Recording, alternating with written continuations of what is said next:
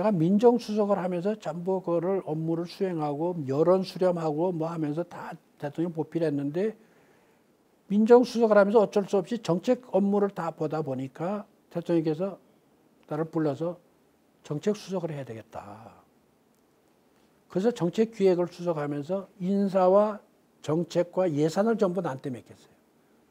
그래서 예산기획자가 내 소관이 됐어요. 다. 그걸 통해서 개혁이 다 이루어질 수 있었던 거예요. 그 다음에 이제 문화의 문제, 문화정책이죠. 그 유명한 지원하되 간섭하지 않는 대통령의 철학이었어요. 그래서 문화민주주의를 통해서 문화산업이 육성되고 한류가 이루어지고 오늘날 우리에게 문화의 꽃이 핀 거 아닙니까? 사실 대통령은 21세기는 문화의 시대다 이러고 선언을 했거든요. 나도 이제 문화의 시대로 문명이 전환되고 온다 그래서 내가 이제 설득을 이렇게 했죠. 우리가 밥을 먹는 것이 아니라 문화를 먹는 거다. 음식은. 옷을 입는 것도 다 문화를 입는 거다. 여러분 선택할 때 보십시오. 요즘 사람들 보면 다 음식 먹을 때 사진 다 찍잖아요. 인스타 해가지고 찍어서 알리고 옷도 나도 이런 거 입었지만 여기 PD들도 옷을 입은 게 아니라 문화를 선택한 거거든요. 심지어 한류 문화가 이번에 큐바하고 우리가 국교 수교를 할 때 큐바에서 한국하고 수교할 때 저항 없이 수교하자고 국민들이 동의한 게 한류 때문이라고 언론에 나왔지 않습니까? 해외 언론에서도.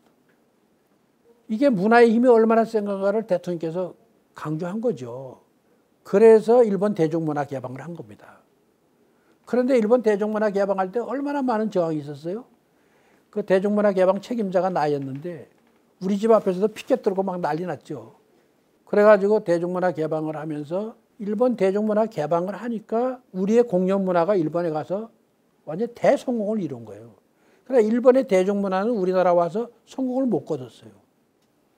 그때 우리가 일본 문화 전문가들하고 우리하고 학술회의를 했는데 그분 중에 한 학자가 이런 얘기를 했어요. 사실은 일본의 대중문화는 상업문화이고 커머셜 컬처고 한국의 대중문화는 스피리추얼, 정신 대중문화다. 이렇게 얘기를 하더라고요. 그때 내가 깜짝 놀라면서 아 그렇구나. 그렇기 때문에 우리가 지금 젊은이들이 이 한류하고 뭐 해서 드라마니 뭐 BTS의 노래들이 하는 게 이 안에 다 그런 꿈과 정신이 담겨 있기 때문에 세계가 좋아하는 거죠. 살아있는 거거든요. 중국이나 일본에서 걔네들 따라하려고 하는데 그건 그냥 따라하는 것밖에 안 되지 않습니까? 그 안에 에너지가 없거든요. 그런데 내가 이제 대통령님께 그런 얘기를 해서 조코식으로 우리나라는 무당민족이에요. 그때 무슨 말이에요 그게? 그래서 우리 당군이 무당 아닙니까? 우리 민족이 신이 나면 못하는 게 없어요. 신난다, 신명난다, 신기다 뭐 이렇게 가지고. 그래서 월드컵도 4강한 것도 신다니까 하지 않습니까? 근데 이 신인기다, 뭐 신난다 하는 것에 이것은 영어로 번역이 안 돼요. 그러니까 신명이 나니까 문화가 이렇게 꼽히는 거예요. 일본 대중문화도 그렇게 해서 개방된 거죠. 근데 사실은 대중문화 이걸 통해서 이제 문화정책이 꽃을 핀 거죠. 문화산업에서 엄청난 새로운 경제력을 가지게 된 거죠. 지금까지도. 그러니까 경제정책이 경제 자체의 산업을 디지털 기반으로 한 새로운 과학기술 산업으로 전환한 것뿐만 아니라 생산적 복지를 통해서 사회 안전망을 구축하고 안전하게 되니까 도리어 노동력이 생산성으로 바뀌고 문화산업이 육성되고 대통령이 또 관광산업을 국가전략산업으로 삼으셨거든요. 그래서 문화부의 이름을 문화관광부라고 명칭을 했어요. 그래서 대통령께서 하나하나를 전부 점검하면서 이렇게 한 거죠.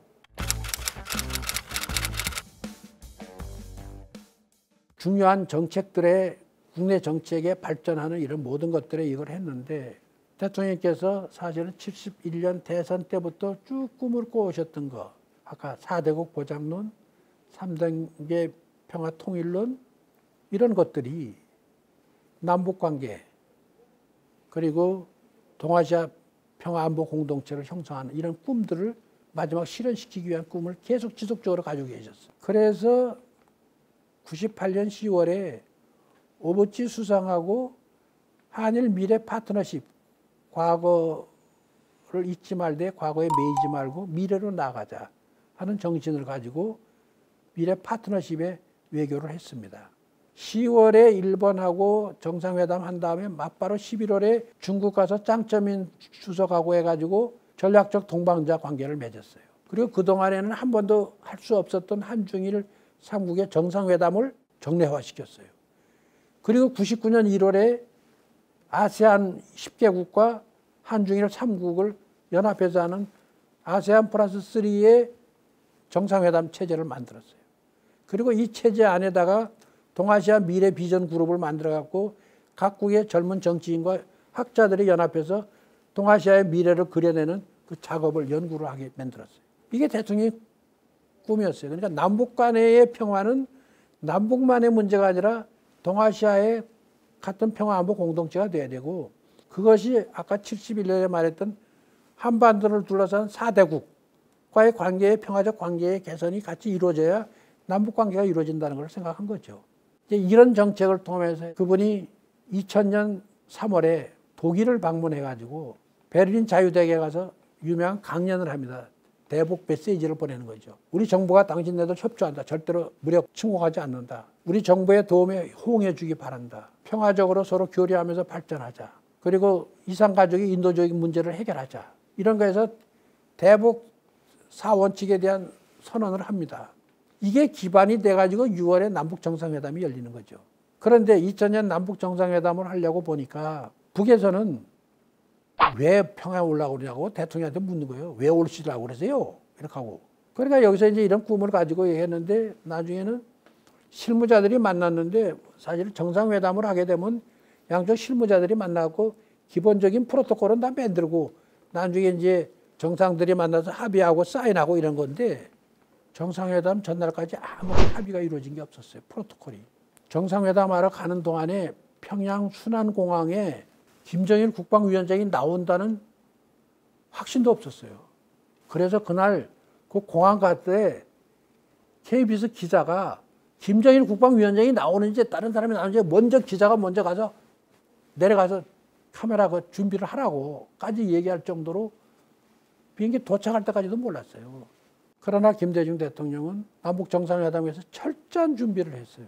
그동안의 북한의 문제, 남북 간의 관계 문제, 우리가 이렇게 같이 하게 되면 앞으로 어떻게 미래를 갈 것이며 우리 주변의 국가들에게는 어떻게 이것을 영향을 미칠 것이며 하는 것을 전부 다 검토를 하고 치밀한 준비를 하도록 만들었어요.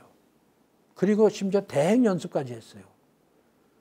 그래서 안기부 차장을 데려다가 김정일 국방위원장 역할을 하게 하고, 그분이 대북 전문가니까 대북 전문가로서 그 역할을 질문하게 하고 대답하고 하는 거지, 그런 예행 연습까지 했어요. 치밀하게.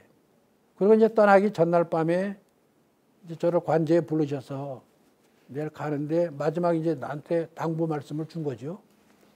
그러면서 하시는 말씀이, 협상을 할 때는 제가 할 때는 5가지 원칙을 가지고 해야 된다. 첫째는 상대방이 무엇을 말하려고 하는지를 아주 잘 들어야 된다. 그리고 절대로 자기 의견이 안 맞더라도 중간에 고개를 흔들거나 아니요라는 말을 하면 안 된다. 두 번째는 자기가 하고 싶은 말, 내가 제안하려는 것을 철저하게 준비해서 상대방이 알아들을 수 있도록 아주 명확하게 조리 있게 말해야 된다. 세 번째는 두 사람 간의 의견이 맞는 것은 합의를 하고 안 맞는 것은 원칙이 아니라면 아닌 것들은 남겨놔야 된다. 무조건 합의하면 안 된다. 네 번째는 그래서 협상이 성공하면 상대방에게 오늘 이번에 협상은 당신이 이해를 해주고 합의를 해준 당신 덕이요 하고 공을 상대방에게 돌려야 된다. 다섯 번째는 협상 끝난 다음에 돌아와서 절대로 부정적인 뒷얘기하면 안 된다. 이거였어요. 그리고는 순환비행장으로 이제 가시는 겁니다. 근데 원래 사실은 내가 정책기획수석이기 때문에 내가 수행하고 모시고 와야 되는데 비서실장이 가시겠다고 그런 바람에 비서실장 보내고 내가 이제 청와대를 지키게 됐어요. 그랬는데 6월 13일 날 순환비행장에서 내려가지고 김정일 국방위원장 만나고 막 하고 했는데 백화원 초대석 가는 거기에 차를 타는데 사건이 발생한 거 아닙니까? 김정일 국방위원장이 대통령 차에 덜렁 올라탄 거예요. 텔레비전 보고 나도 깜짝 놀랐고 전부 놀랬죠. 그 다음에 뭐 난리가 났어요. 그러니까 그 다음에는 국회에서 오라는 거예요, 나를. 국회 개원해가지고. 어떻게 된 거냐? 이 대통령이 유고사항인데 통신이 됐냐? 국가안보에는 어떻게 됐냐? 대통령의 안위는 어떻게 됐냐? 이거 뭐 난리가 난 거죠. 국회 불려가서 그 다음에 한나라당 국회의원들이 소리치면서 대답하라고. 그냥 가만히 있다가 그 의원님들이 다 말씀하면 내가 종합적으로 말씀드리겠다. 이거 했죠.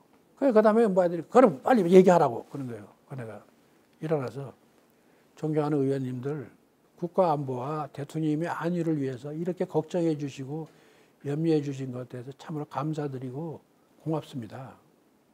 그런데 의원님들 말씀대로 국가안보와 대통령의 안위를 생각해서 이 자리에서 다 말씀드리지 못하는 것을 양해해 주시기 바랍니다. 그러고 딱 앉았어.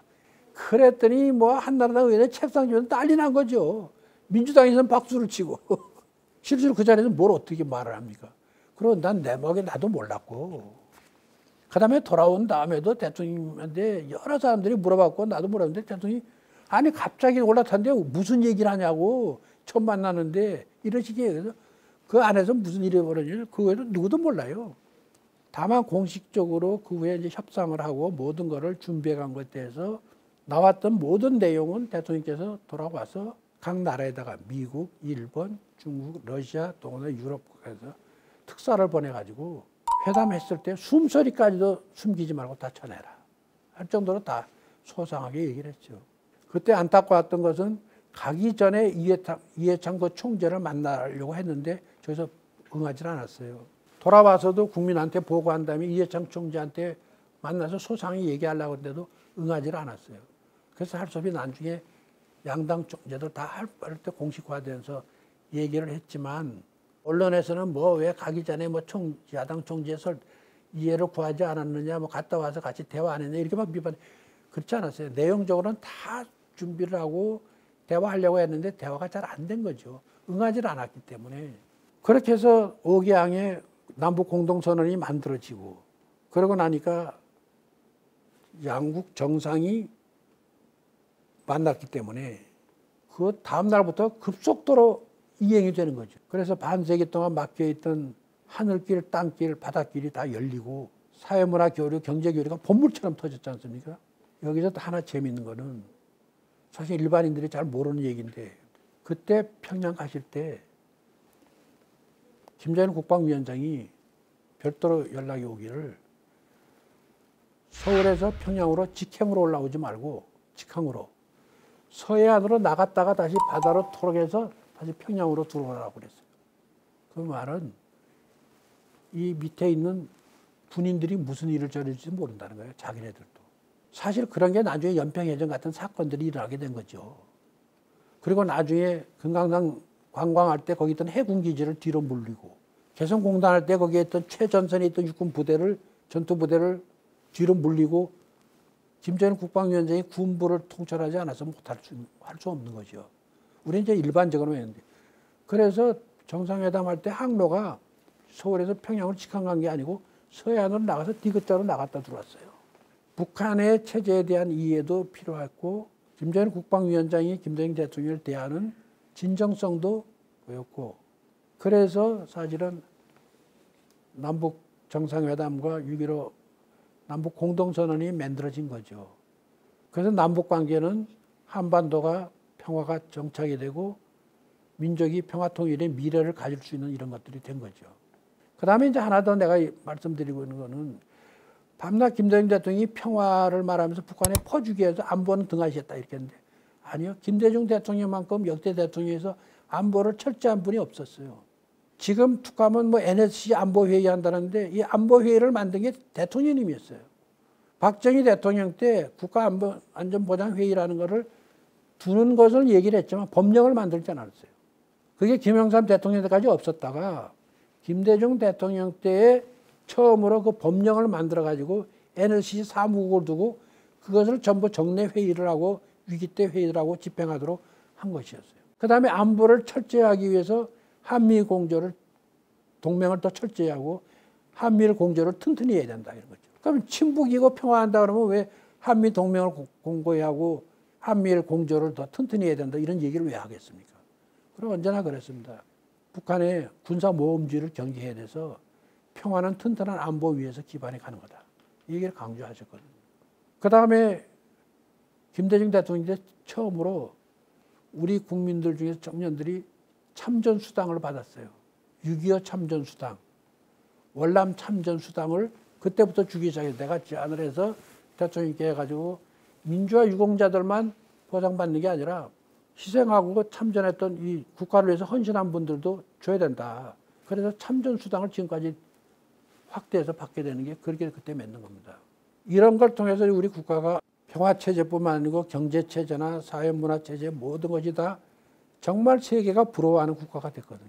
아까 IT 정보화를 얘기를 했는데 사실은 IT 정보화에서 IT만 한 게 아니었습니다. IT를 기반해서 BT 생명공학, 바이오테크놀로지, NT 나노테크놀로지, CT 컬처럴 문화산업, ET 환경산업, ST 우주항공산업 이렇게 60 과학기술 산업으로 우리 사회를 전부 발전시킨 거죠. 모든 분야에 전문화를 시킨 겁니다. 그래서 내가 안보에 대해서 얼마나 철저히 하셨나 하는 거였는데 지금 사천에 있는 칼이라고 하는 데가 있습니다. 카이 우주항공산업 주식회사. 지금 초음속 제트기가 나오는데 그거를 대통령께서 설립을 한 거예요. 99년에 사천에. 그 당시에 현대중공업, 삼성중공업, 대우중공업을 구조조정해가지고 항공우주산업 주식회사를 만든 거죠. 그래서 거기서 사천에 그거 한 것이 지금 우리의 항공산업에 기반이 된 거고. 그 다음에 칼이라고 하는 것은 대전에 있어요. 여기는 항공우주연구원, 이건 국책연구원인데 이거는 인공위성 쏘게 된 거죠. 우리가 지금 나로 쏘고 뭐하고 고흥반도에 우주 항공 기지 만든 거, 이거 다 김대중 대통령 때 만든 거예요. 사람들이, 나 김대중 대통령은 뭐 고난 속에 뭐 있고 민주주의만 한 줄 알았는데 사회 전반의 구석구석에 우리가 살고 있는 이 기반을 하나하나 다 만들고 이것을 발전시켜 온 거죠. 그래서 김대중 대통령을 생각하면 정말 우리 국민이 다시 생각하면 솔직히 정치적 편을 떠나서 그동안의 과거의 부정한 이미지를 떠나서 오늘 내가 있는 현 주소에서 내가 이만큼 살 수 있는 거를 한번 돌이켜보고 생각해야 된다 이렇게 생각을 합니다. 이제 이런 것 때문에 사실은 2000년에 노벨 평화상도 수상하셨고 사실 마지막 정리하고 싶은 것은 정말 김대중 대통령 같은 정치인이 있었나? 정말 김대중 대통령 같은 대통령이 있었나? 솔직히 뭐 업적 평가에서 누구도 했다 누구도 했다 이런 상대적인 비교가 아니라 올해는 김대중 대통령이 탄생 100년입니다. 김대중 100년이 대한민국의 100년이고 우리 국민 삶의 역사의 100년이에요. 돌이켜 생각해보면 김대중 대통령이 없었으면 아니 뭐 다른 때는 말할 것 없고 외환 위기 때 어떻게 우리가 벗어났으며 4대국이 지금 이렇게 주변에 있고 새로운 국제관계가 막 급변하고 있는 속에서 우리가 어떻게 이렇게 안전하게 이렇게 살 수 있겠습니까? 내가 아까 94년에 서울 불바다 만든다고 평양에서 그러니까 라면 사재기하고 이민 가겠다고 그랬는데 그 후에 지금 누가 라면 사재기하고 이민 갑니까? 안 가죠. 도리어 해외에서 한국으로 얼마나 많이 옵니까? 한국 와서 살겠다고. 지금 그러고 외국인들이 얼마나 많이 옵니까? 남북 평화라고 하는 것은 안보면의 평화만이 아니라 그것 때문에 세계인이 얼마나 많은 투자를 하고 경제, 소위 코리아 리스크를 극복하고 우리가 자유롭게 삽니까? 그리고 월드컵을 통해서 그런 계기가 마련됐지만 우리나라 젊은이들이 해외에서 얼마나 대한민국을 마음껏 외치고 노래 부르고 대한민국의 아들, 딸이라는 게 얼마나 자랑스럽게 느껴볼 때가 있었나 하는 외침이 지금도 있는 거 아닙니까? 그러니까 올해 김대중 100년을 우리가 그냥 뭐 정치인 누구의 뭐 어떻다 업적 평가를 하는 거에 이런 관점 또 어디하고 비교하고 이런 게 아니고 나는 그래서 그런 거는 얘기하고 싶지 않아요. 김대중 대통령을 영웅화하려고 얘기한 것도 아닙니다. 나는 내가 지금까지 거의 60년을 살아오는 동안에 대통령과의 관계에서만 그럽니다. 내가 70이 넘었지만 난 정말 이런 분을 만나서 내 젊음을 같이 헌신하면서 꿈을 키우고 오늘까지 대통령의 그 남은 과제들을 같이 수행할 수 있다는 것은 내 삶의 참 보람이고 기쁨이에요. 지금 우리 현실 정치가 전부 국민들에게 혐오하고 실망하고 있는데 정말 우리 정치인들이 왜 정치하는지, 왜 대통령이 되려고 하는지 그거를 김대중 대통령에게 비추어서 한 번 더 생각해 보면 좋겠다. 이런 말씀을 드리고 싶습니다.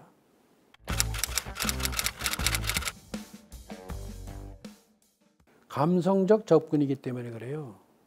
박정희 대통령은 농사꾼 아들로서 새마을 운동이라든지 해서 농민들에게 준 이 감성이 있거든요. 독재지만 이율배반적이죠. 상반된. 노무현 대통령 그야말로 감성적이죠. 김대중 대통령은 참 감성이 풍부한 사람이면서도 감성적이지 않았어요. 엄격하니까. 그러니까 김대중 대통령은 일반적으로만 범접하기가 어려운 분이거든요. 그러니까 국민들이 그리고 독재 정권이 낙인 찍어놓은 빨갱이, 전라도 거짓말쟁이 이것 때문에 그 프레임이 지금까지 씌워져 있기 때문에 나도 얼마 전까지 얘기를 하면 그렇게 얘기해 내 주변 사람이. 그 내가 그거 아니다 그러면 에이 김 장관은 김대중 사람이니까 그런 것뿐이고 이렇게 얘기하거든요. 아직도 낙인이 있어요.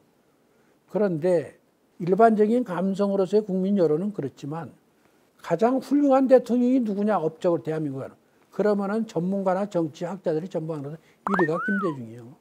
그 언론에 다 이미 보도된 거예요. 그 다음에 미국의 US 월드 리포트가 대한민국이 세계 경쟁력이 6위다라고 했을 때 이 모든 것은 김대중 대통령의 그 기반 위에서 이렇게 올라선 거다. 이건 다 세계가 인정하는 거거든요. 그리고 전 세계 석학이나 전 세계 정치 지도자들이 가장 존경하는 사람이 누구냐? 김대중 대통령.